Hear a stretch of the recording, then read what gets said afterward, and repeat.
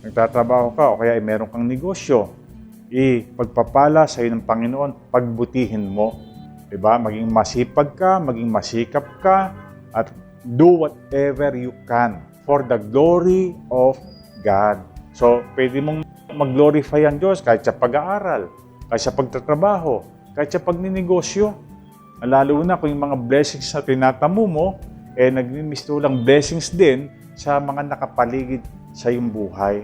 So, mga kapatid, huwag mapapagod sa paggawa ng mabuti sapagkat alam natin we will be rewarded.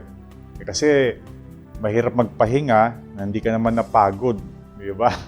Mahirap pong mag-enjoy na wala ka namang pinagkapaguran. Ay sarap matulog at talagang makadarama ka ng accomplishment. Kasi alam mo, may nagawa ka hindi lang para sa iyo May nagawa ka para sa mga mahal mo sa buhay.